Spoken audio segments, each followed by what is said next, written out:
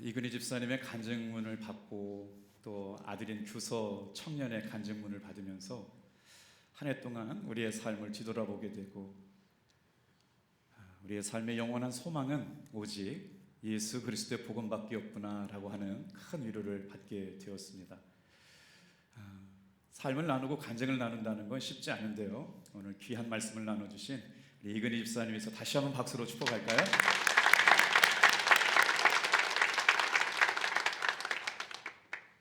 고린도전서 4장 1절부터 14절까지 말씀을 중심으로 그리스도인들이 한 해를 갈무리하는 방식이라는 제목으로 함께 말씀의 은혜를 나누려고 그러는데요, 갈무리하다라는 말은 마무리하다라는 말인데, 어떻게 하면 우리 그리스도인들은 한 해를 마무리할 수 있을까요? 사진 한 장 보여드릴게요. 아주 유명한 화가 미켈란젤로가 그린 시스틴 성당의 천장 벽화입니다. 저 그림을 그렸을 때가 1524년경이거든요. 작품이 다 완성된 것처럼 보였을 때 미켈란젤로는 뭔가 아쉬움이 남았는지 붓을 놓지 못하고 그곳에 계속 머물러 있었습니다. 그를 돕고 있던 조수가 찾아와서, 선생님, 제 눈에는 보면 이제 다 끝난 것 같은데 아직 마무리가 부족한 것입니까?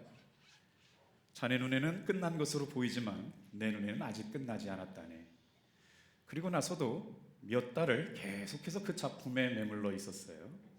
마침내 드디어 작품이 끝난 것으로 판단되었을 때, 그럼에도 불구하고 미켈란젤로는 저 그림 앞에서 서성이면서 천장에서 눈을 떼지 못하고 있었답니다. 그때 제자가 찾아와서 다시 물었어요. 선생님, 이제는 정말로 끝난 것 아닙니까?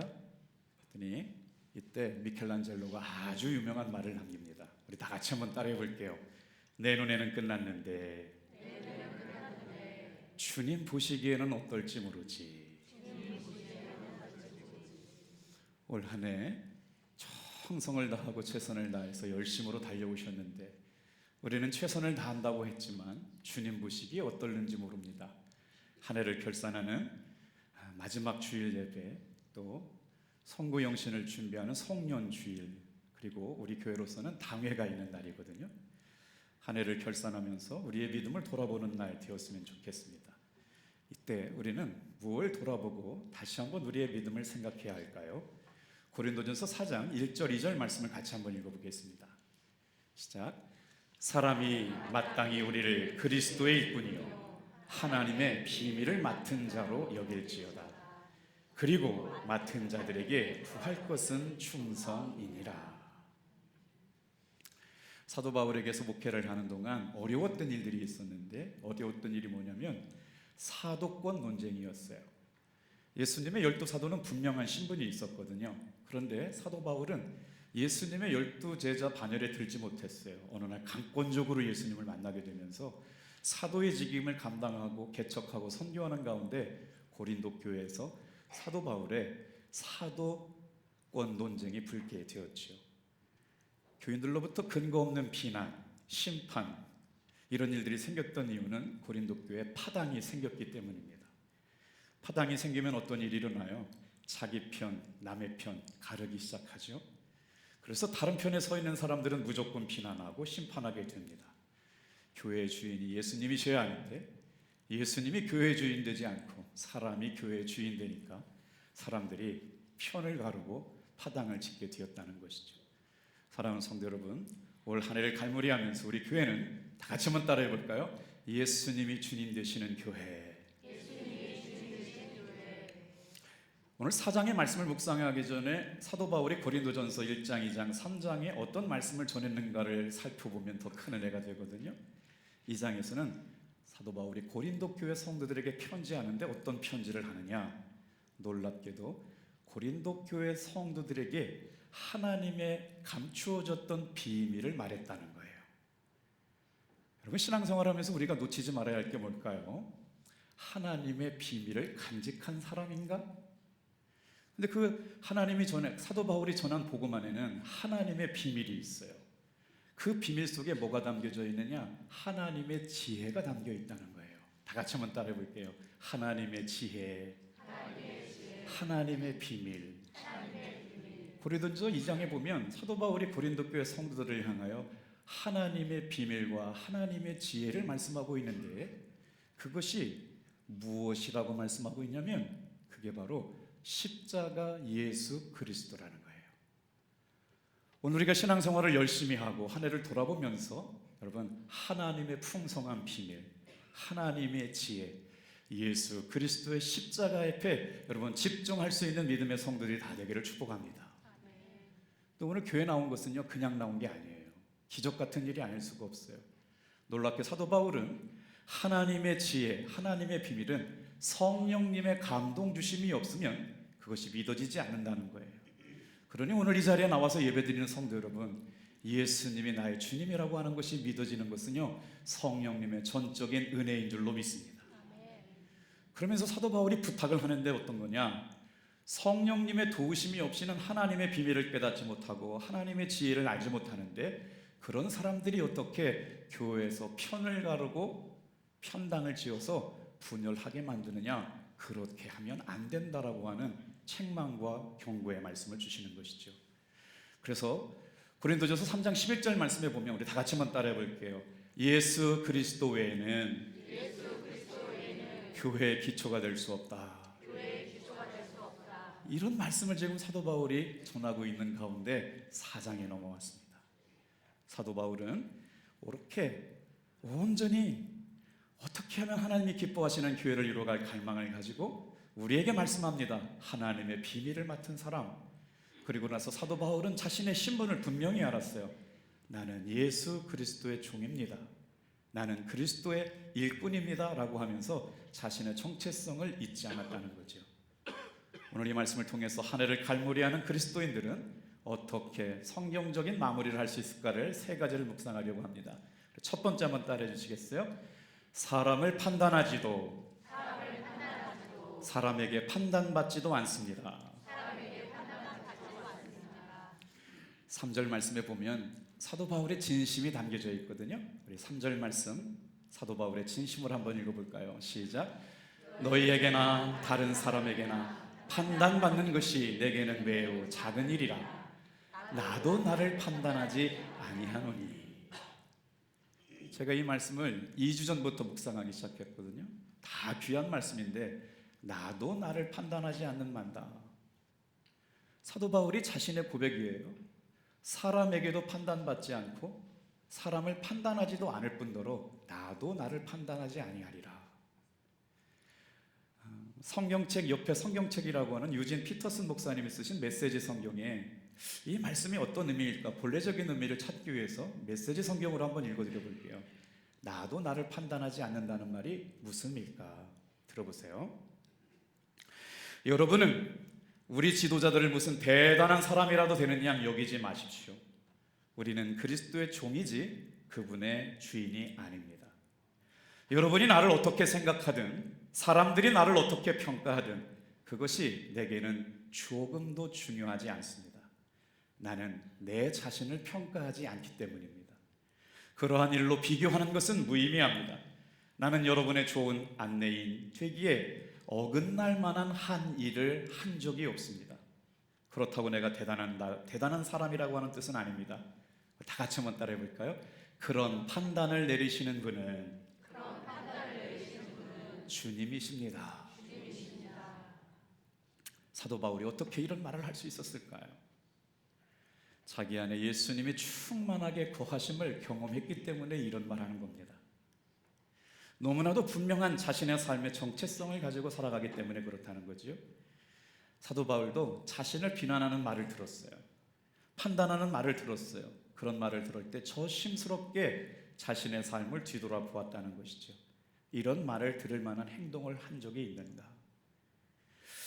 자, 그럼에도 불구하고 그럴 만한 비난받을 만한 일을 한 적이 없다라고 생각하면서 뭐라고 고백해요? 주님이 아십니다 라고 고백해요. 사랑하는 성도 여러분, 한 해를 마무리하면서 1년 삶을 결산하는 날이거든요. 다 같이 한번 따라해 볼까요? 사람을 판단하지도 사람에게도 판단받지 맙시다. 왜 그럴까요? 교회 안에서 직분은 모두 하나님이 맡겨주신 것이에요. 우리 인생을 결산할 때 가장 중요한 질문 하나가 있어요. 내 인생을 누가 평가하느냐? 자기를 자기중심적으로 평가하는 일이 적합하지 않다는 말인데요. 자기가 평가하는 일이 왜 위험하느냐? 자신의 부족함 때문에 비관하기 쉬워요. 이것밖에 안 되네, 노력해도 안 되네. 자존감이 낮은 사람은 자신의 관점에서 판단하고 분석하다 보면 좌절하고 낙심하기 때문에 그렇습니다. 근데 또 다른 사람이 있어요. 자존감이 높아요. 자신을 과신해요. 내가 아니면 이런 일은 있을 수 없지. 그리고 스스로 교만해질 수 있기 때문에 판단의 기준이 자기에게 있지 않습니다. 그래서 사도 바울이 오늘 이런 고백을 하는 거예요. 나도 나를 판단하지 아니하노니. 4절 말씀을 통째로 같이 한번 읽어볼게요. 시작. 내가 자책할 것 아무것도 깨닫지 못하나 이로 말미암아 의롭다함을 얻지 못하노라. 다만 나를 심판하시는 이는 주시니라. 저와 여러분을 부르신 분도 예수님이시고 저와 여러분에게 사명 맡겨주신 분도 예수님이신데, 여러분 자책하거나 낙심하거나 절망할 것이 없어요. 마음의 중심을 보시는 주님께서 우리의 삶을 꿰뚫어 보실 줄로 믿습니다. 사실 이 고백은 너무나도 중요한 고백이 아닐 수가 없어요. 나를 심판하시고 판단하시는 분은 주님이시다. 이것이 믿어져야 여러분 심판 앞에서 넘어지지 않습니다. 판단 앞에서 무너지지 않습니다. 왜요? 나의 삶을 가시는, 내 삶에 가는 길을 아시는 분은 주님이시기 때문에 무너지지 않고 넘어지지 않을 수 있는 중요한 고백이 아닐 수가 없습니다. 목회하면서 목회를 하시는 목사님들께 여쭤보면 목회가 왜 어렵습니까? 묻는 질문에 목회하면서 가장 어려운 이유는 자기를 싫어하는 사람을 목회 현장 가운데 만난다는 거예요. 근거 없는 소문과 비난을 받을 때 감당하기 어렵다는 거예요.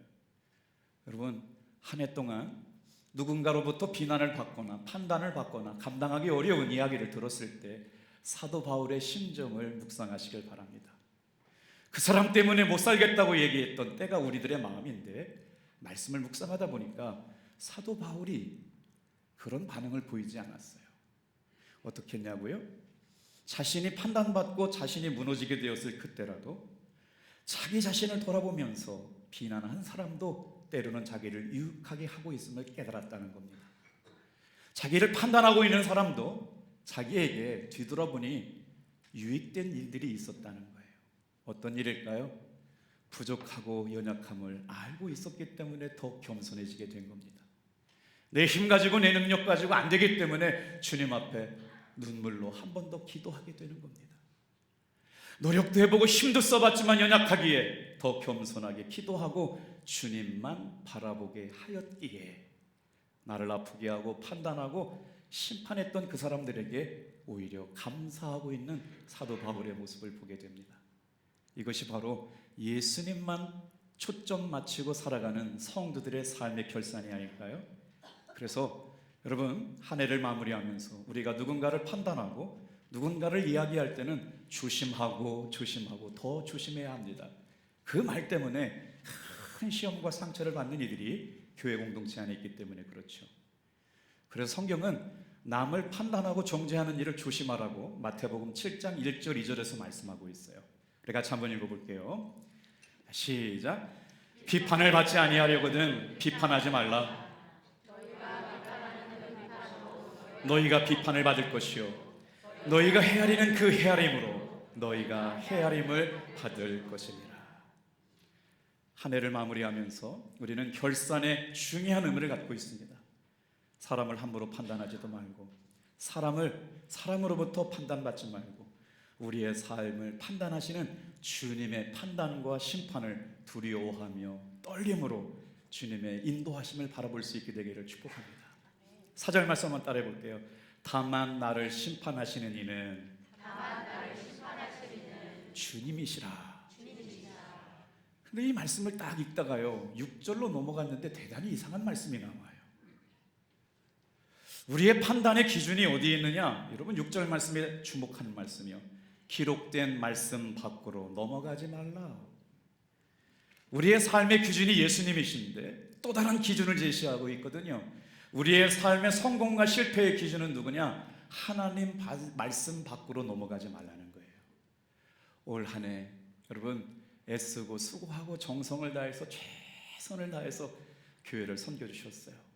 주님이 알고 기뻐하실 줄로 믿습니다. 우리의 판단이 주님의 판단을 넘어가면 안 되고요, 우리의 판단이 하나님의 말씀의 판단을 넘어가지 않게 되기를 주님의 이름으로 축복합니다. 저 여러분들이 예수 믿게 된 것만 생각해봐도 얼마나 감사합니까? 일부 예배에 믿음만 간증하는 분이 눈물로 자신의 삶을 고백해요. 얼마나 감동스럽던지. 한 해 동안 저의 목회를 돌아보면서 그래요 주님 감사해요, 복음으로 생명을 낳은 열매가 있게 해주셔서 감사해요. 믿음반 성도들의 간증 18개를 다 받아놨어요.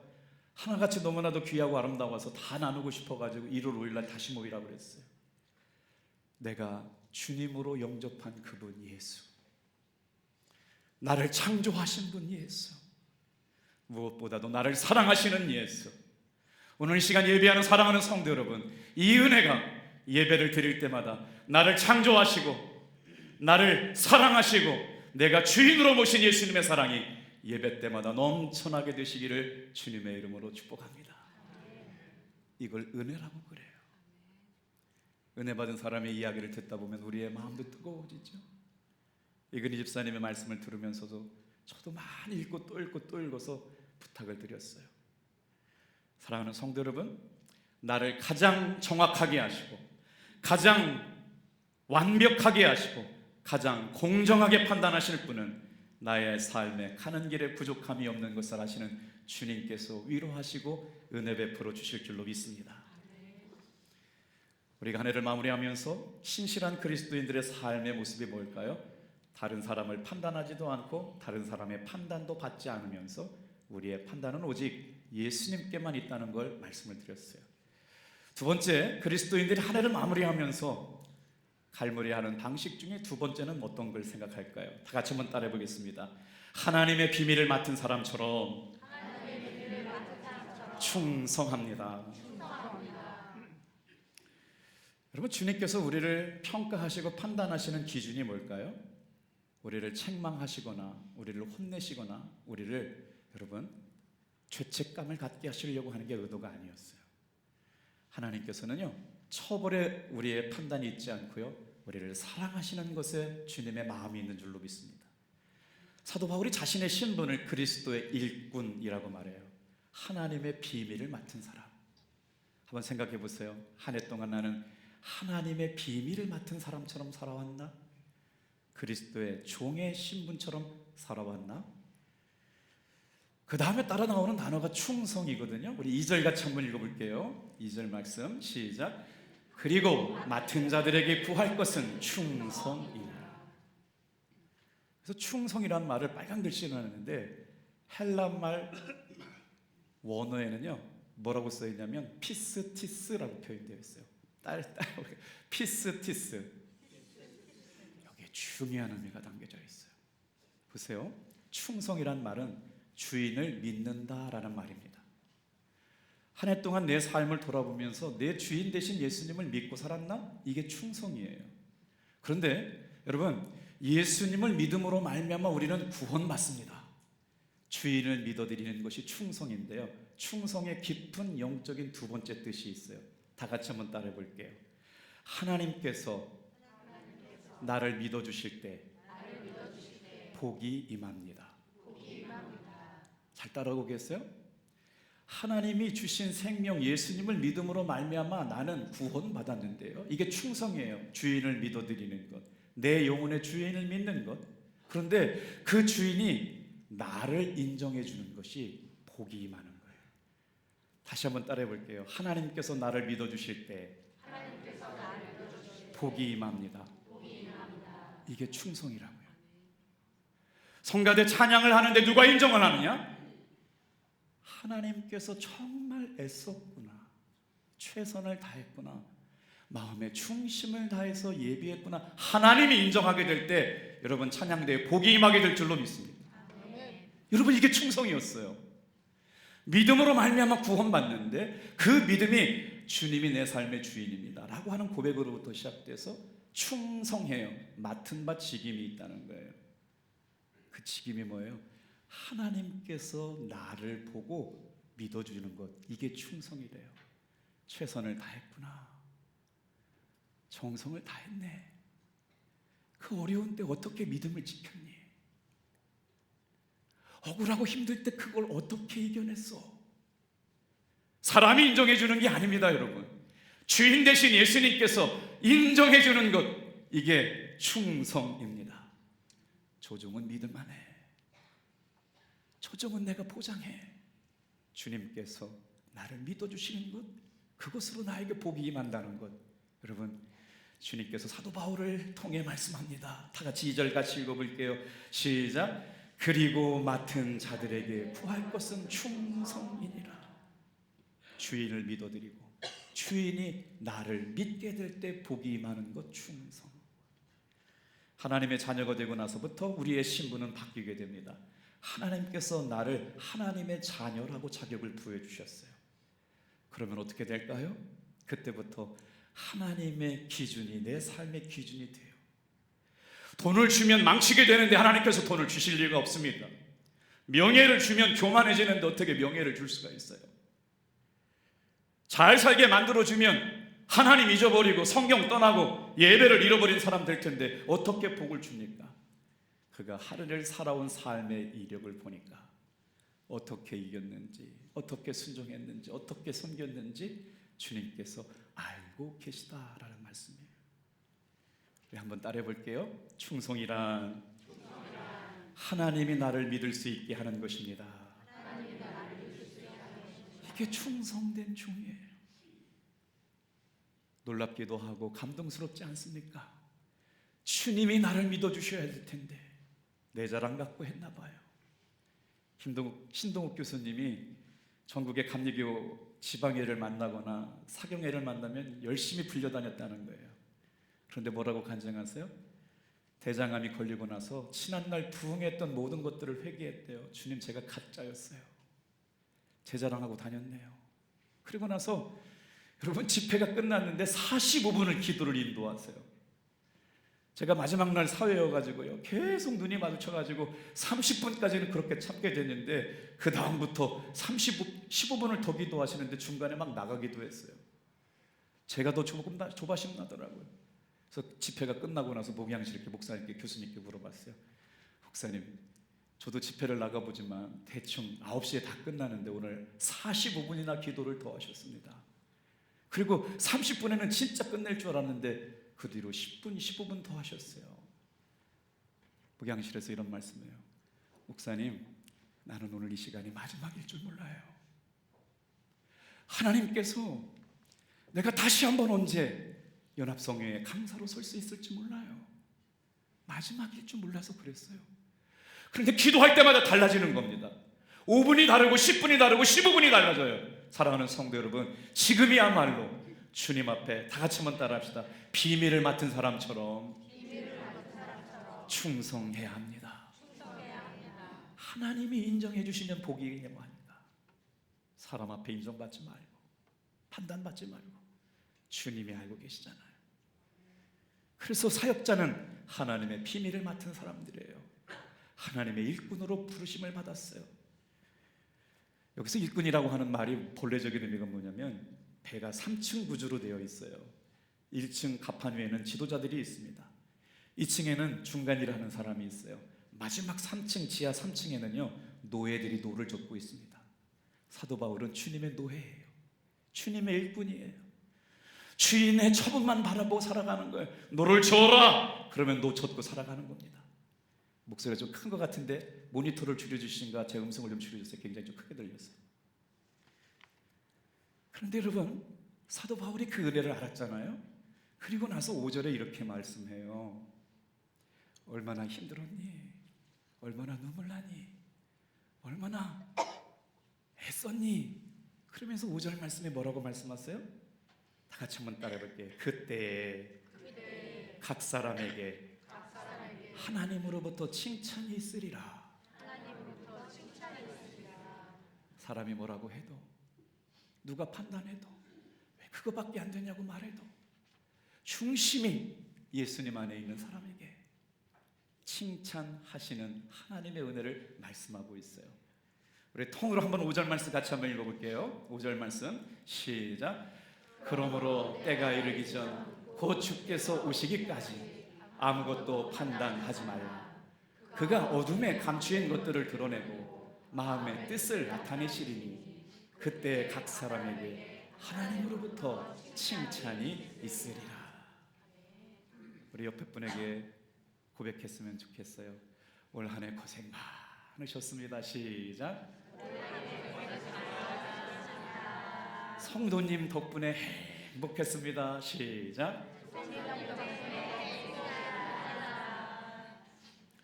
충성이란 하나님께서 나에게 맡겨주신 직임이 있다는 거예요.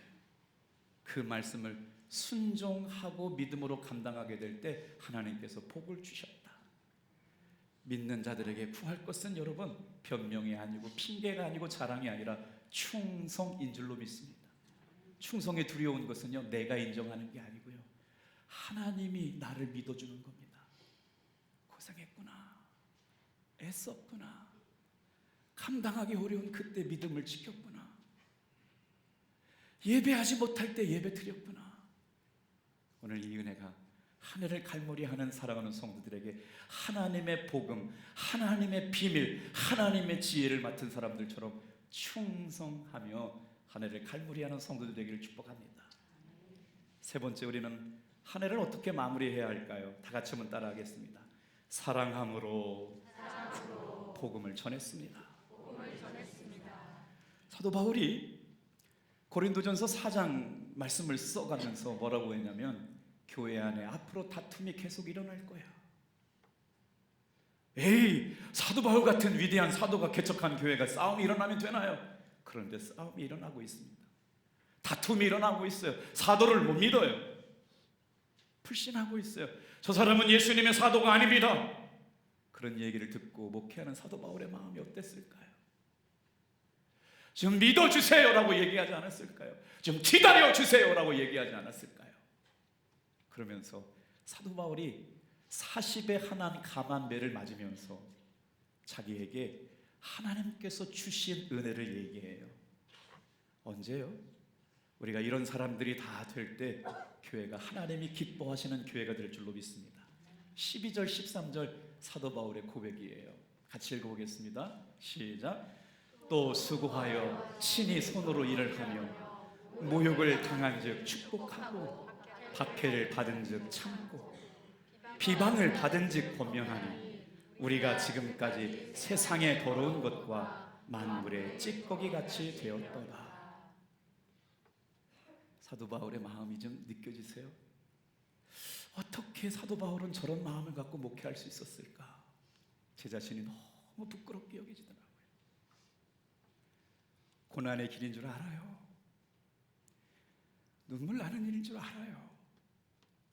판단과 심판이 널려 있는 것도 알아요. 수고도 했어요. 친히 정성을 다했어요. 그런데 돌아오는 것이 말이에요, 의심이고 판단이고 정죄예요. 모욕을 당해요. 복음을 위해 죽기를 다짐하고 살았어요. 그런데 40에 한 대 모자라는 매를 맞아요. 이때 되면 더럽고 치사해서 때려칠게요. 저 그만 예수 믿을게요. 이런 하나님 안 믿고 살게요 라고 해도 뭐라 할 사람이 없어요. 그렇잖아요. 그런 예수 이제 그만 믿어요. 주일날마다 안수기도를 받으러 오는 성도들이 있어요. 간절히 기도하죠. 한 해는 어떻게 지나간 것 같은데 또 수술을 받아요. 목사님 기도 받아봐야 소용도 없네. 자괴감이 들어요. 그러나 여러분, 치유는 하나님의 이름의 능력에 있는 줄로 믿습니다. 그래서 사도 바울이 얘기해요. 내가 수고도 하고 친히 일을 많이 하였지만 모욕을 당했어도 축복하고 박해를 받은 즉 참고. 다 같이 한번 따라해 볼까요? 모욕을 당한 즉 축복하고 박해를 받은 즉 참고. 직장에서, 가정에서, 일터에서, 교회 안에서 어려움들이 있었을 거예요. 13절도 같이 한번 읽어볼까요? 시작. 비방을 받은 즉 권면하니 우리가 지금까지 세상의 더러운 것과 만물의 찌꺼기 같이 되었도다. 사랑하는 성도 여러분, 어떤 상황에도 사람에게 판단받지 말고 사람을 판단하지 않는 여러분들 한 해로 마무리할 수 있기를 주님의 이름으로 축복합니다. 14절 15절 말씀, 사도 바울의 말씀이 깊어지거든요. 또 한번 14절 15절 말씀 같이 읽을게요. 시작. 내가 너희를 부끄럽게 하려고 이것을 쓰는 것이 아니라 오직 너희를 내 사랑하는 자녀같이 너희를 권하려 하는 것이라.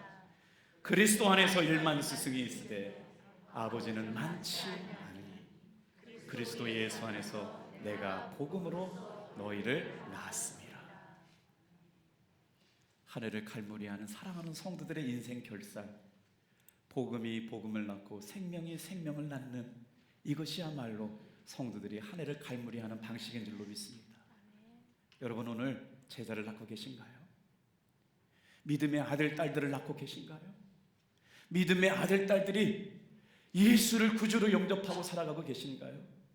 그것이라면 감사할 수 있지만 우리 자녀들이 예수의 생명을 가지고 살지 못한다면 가슴을 치며 회개하며 기도해야 할 때가 아닌가 싶습니다. 다 같이 한번 따라해 보시겠어요? 사랑하며 배웁니다. 존경하며 닮게 되는 놀라운 비밀이 복음 안에 있는데요, 상호각인이라는 원리가 있어요. 영어로는요 크로스 임프린팅이라는 단어거든요. 무슨 말이냐면 오리나 거위가 알에서 깨어나면요 가장 처음으로 마주하는 대상을 엄마처럼 졸졸졸 따라다닌다는 거예요. 그것이 자동차이든 청소기든 중요하지 않아요. 알에서 깨어나서 첫 번째 보는 대상이 엄마예요. 교회 안에 새가족들이 오고 예수 믿는 사람들이 탑동교회에서 신앙의 뿌리를 내려가요. 여러분을 보고 하나님의 사랑을 발견하게 되기를 축복합니다. 아멘. 어머니처럼, 아버지처럼. 세상에 1만 스승이 많지만 아비는 없어요. 믿음의 어미는 없어요. 그 영혼을 위하여 눈물로 기도하는 어머니, 아버지가 필요해요. 사도 바울은 말합니다. 내가 너희를 책망하기 위하여 이것을 쓰는 것이 아니라 내가 너희를 복음으로 낳았다. 어떤 복음이요? 따라해 볼까요? 사랑의 복음.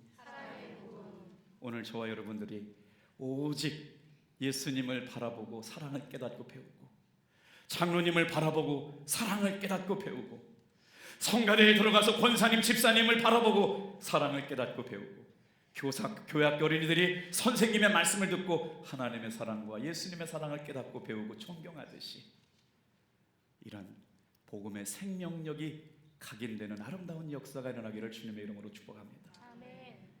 톨스토이가 이런 말을 했대요. 누구를 비판하고자 할 때 정면으로 비판하지 마십시오. 그것은 남에게 창피를 주는 일입니다. 비판받는 사람을 비판하는 사람 앞에서 자기의 낮아짐을 인정해야 하는데 그것은 사람의 마음을 덧없이 아프게 하는 겁니다. 그러므로 정면으로 비판하는 일은 좋지 않습니다. 그런데 안 보는 데서 뒤에서 비판하는 일은 더 나쁜 일입니다. 그것은 불성실한 일이기 때문입니다. 그럼 어떡하라는 거예요? 앞에서 판단하지도 말고 정죄하지도 말라고 그러는데, 실제로 톨스토이한테 누가 물었다는 거예요. 그러면 어떻게 하면 좋습니까? 그랬더니 톨스토이가 이렇게 대답을 했대요. 모른 척 하시길 바랍니다. 더 중요한 것은 아예 보지 않는 것입니다. 허물이 될 이야기는 듣지도 말고 비판해야 될 이야기는 기억하지도 말기 바랍니다. 이것이 더 아름다운 일입니다. 그리고 더 좋은 점만 보려고 노력하십시오. 그것으로 부족한 점은 다 소화되고 말 것입니다. 이것이 제일 아름다운 일입니다. 사랑하는 성도 여러분, 올 한 해 고생 참 많으셨어요. 애도 많이 쓰셨고요. 주님께서 위로하시고 격려해 주시고 등 또다르게 칭찬하여 주실 줄로 믿습니다. 우리의 판단은 사람에게 있지 않아요. 기도하겠습니다.